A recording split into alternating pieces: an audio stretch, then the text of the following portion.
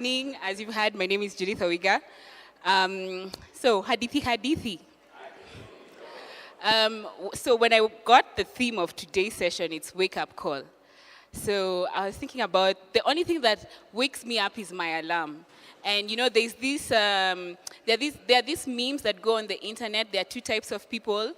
There are people who put one alarm clock and then they just wake up, and then there are those guys who put 5 different alarm clocks, 6:55, 7, 7:05, 7:10.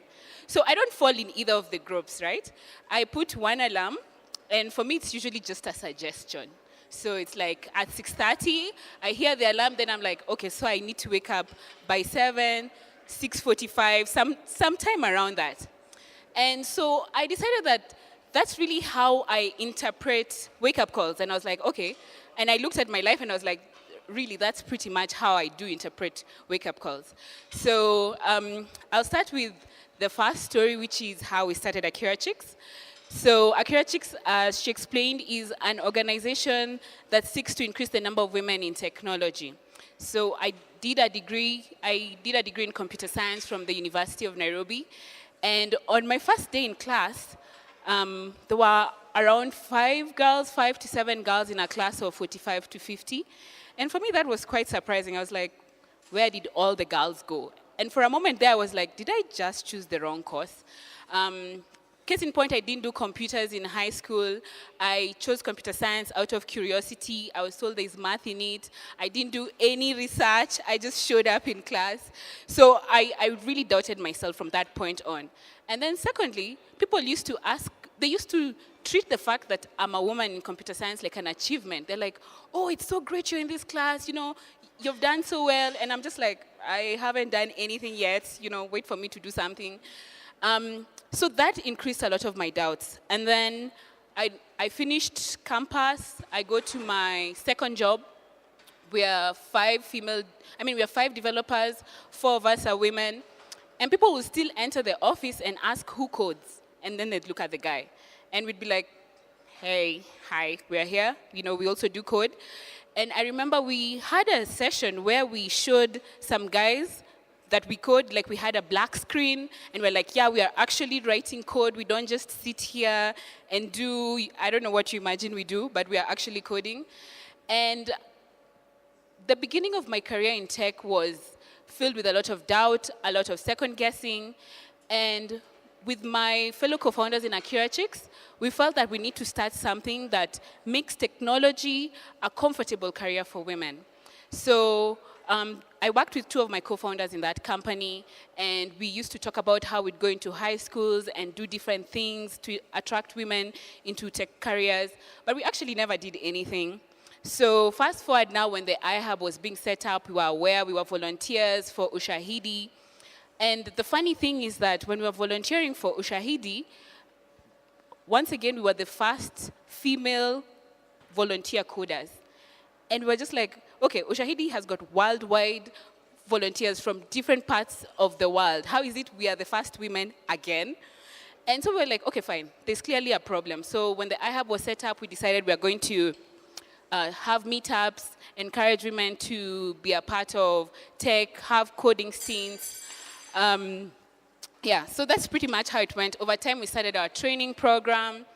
And then it started growing. We started being recognized. We started being visible. More women started entering. They wanted to be associated with Akirachix. So that was really great. But along the journey now, I started feeling like I should do something else. No, I'm seeing some guy nodding. I'm like, okay. Yeah, I started feeling like I should do something else. So I thought of doing research. Like, I've always been interested in research. So I decided to help a lecturer from my campus to do a research on how JuaKali workers use technology. So he was doing his master's in University of Cape Town, so I was his grounds person. So apart from doing Akirachix work, I was his research assistant. So I'd go to JuaKali workers and talk to them, ask them how they're using mobile phones, what they use their mobile phones for. And the thing that really surprised me is when on the first field trip, he was taking me to where the JuaKali workers work. So it's somewhere opposite TSC in town. I can't remember the name of the street. I'm really bad with street names. Maybe Moy Avenue, I'm not sure. Anyways, so we went there, and the funny thing is, I always passed that street because it was near University of Nairobi. Whether I was going to buy fries, I was going to buy jeans, I was always along that street. And I had never for the life of me seen these workers. And for the first time, I actually saw that these workers sit outside there with paint brushes and, waiting for work. And I felt, okay, these guys are invisible. And then as I started talking to them and I started meeting them and getting to know the community, they're actually an organized community. Like, you can't just go and stand there and say that today I'm going to be a painter. No, they have their own informal vetting processes. And I was like totally impressed with that. So now, at that point, I started thinking, okay, I'm going to do something now for JuaKali workers, and I'm going to make them more visible. And now, because now I'm just feeling like I've done this for women in tech. We're going to do this for JuaKali workers. So as a tech person, my first thought is, let's build an app. So I'm like, yeah, we're going to build an app.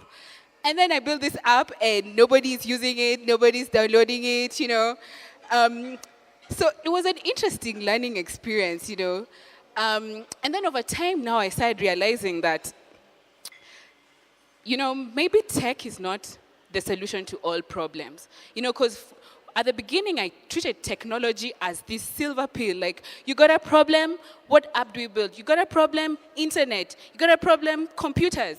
But now I'm thinking, at this point, okay, maybe technology is not the thing. And of course that makes me question my whole existence, because I'm here telling women to enter the field of technology.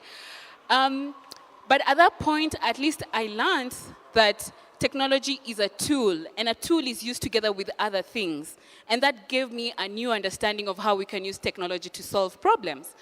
And then right around that point also now, I started feeling that I was identified as Akirachix. People will see me on the street and they'll be like, Akirachix, hey, hey.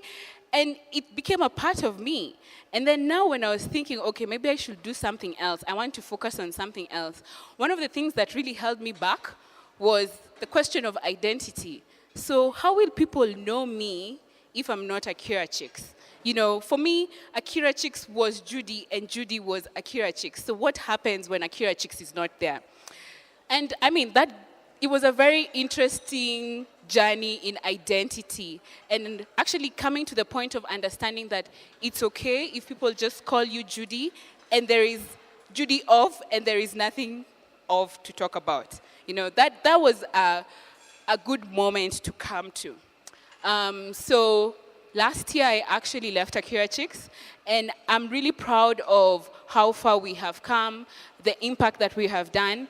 And right now, I'm working with workers in the JuaKali sector, using technology as a tool to help them get jobs, and also just to improve their livelihoods. So back to the beginning, when I think of wake-up call, when I was thinking of myself and the alarms, like when I hear an alarm, it takes me time, and then I wake up. So I just looked at that similarity in my life. When I see a moment of, change, illumination, I usually will not just, okay, we're going to make a change right now. It takes me time to simmer, and then I make the change. And I think that realization has become very valuable to me, because for many people who don't know me, like people who I interact with from afar, they usually feel like I make these decisions, I make rash decisions, because they only see the end product when Judy left the organization. But for my friends, I want to say that they're the most patient people in the world, because they've seen me debate with it. I'm always like, should I not? And I was thinking, that's exactly how I am when I'm waking up. Like, should I not?